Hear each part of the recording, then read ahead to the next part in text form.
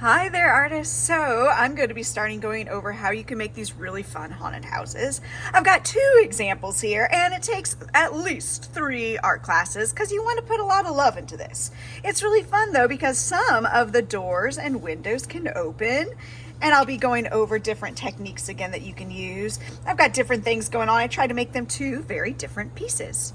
So today though, it's going to be all about drawing with a pencil and adding all of the fun details. I'm going to go over how to draw the house. And then, like I was saying though, the details that you add are going to be up to you. You can, of course, change the house. This is just one idea if you're like, ooh, how did she do that? So I'm going to go ahead and get started. What you're going to need today, once again, is a pencil and an eraser, and I'll do it a direct instruction. So I'll go a little bit slow.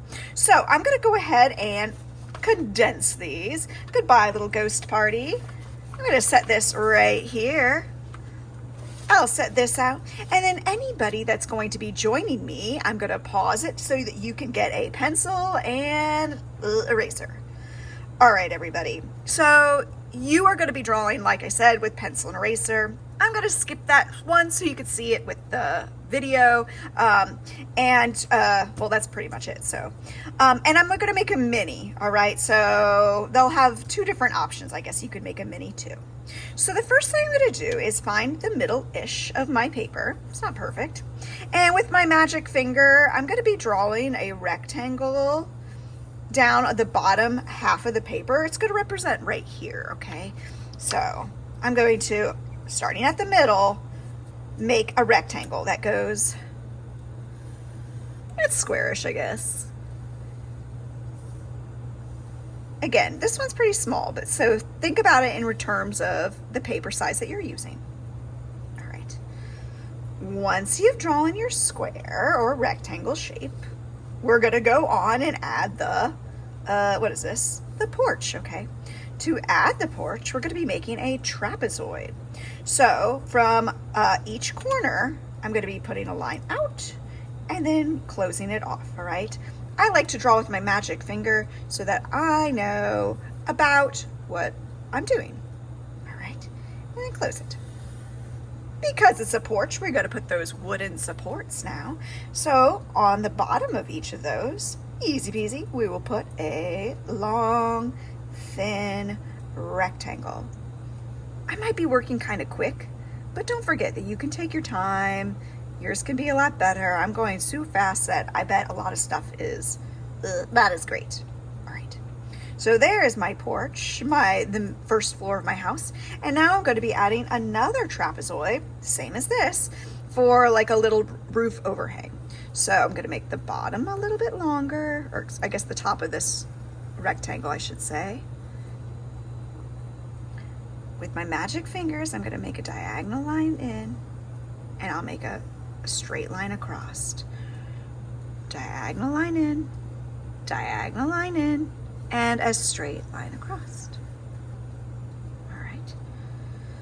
And then I want to make sure I have enough room for a second floor and a roof, okay? So I got to kind of plan ahead, all right? If you're getting tight on space, you can always skip one of the floors and just add a roof, or vice versa. But I'm going to go ahead and essentially straight there, I'm going to make a rectangle. And on top of that rectangle, I'm going to put a triangle, but like I did here, I want it to overhang. So I'm going to make this line longer. My favorite way to make a pretty good triangle is I'm going to put a dot right in the center where I want my triangle to end. And that way I could connect the lines, connect for my triangle. Beyond that, it's really going to be up to your imagination. If you want to have a window that's cut out, it needs to be pretty large. So to do that, I'm going to make a long rectangle that fills up pretty much the whole space of my second floor.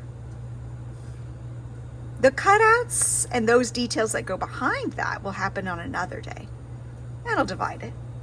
Down here, I have a door that opens, so I made a long rectangle that takes up half the space of my first floor.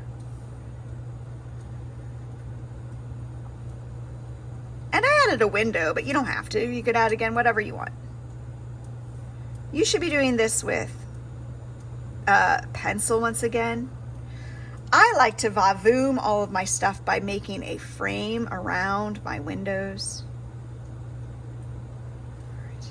And I'm only going to add a couple more details on the video that I think you should see.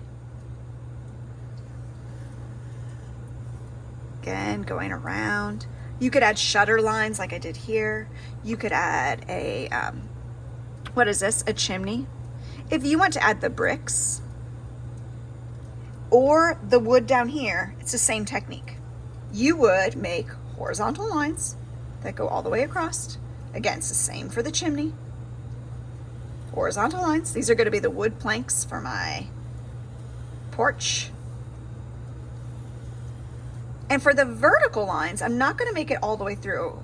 I'm just going to make a little one and shift it, make a little line in between all of the horizontal lines.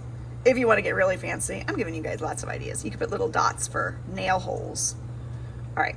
One more thing that is crucial that you need to add is a horizon line. What is a horizon line? I hope you know the answer to that. The horizon line is where the sky meets the ground. You can make it a straight line, and on top of it, you can add hills, you can add mountains. On this one, I added a big old moon rising and some tombstones. We'll do all this cutout that we glue on black paper later. We'll add the colors later. But right now, it's time for you to continue drawing, whether you want to make like ghosts or witches or pumpkins, I don't know. So this will be the front door. I could add all the door handles again. We'll do the cutout. It's a separate sheet of paper for inside. And anyway, have fun arting today.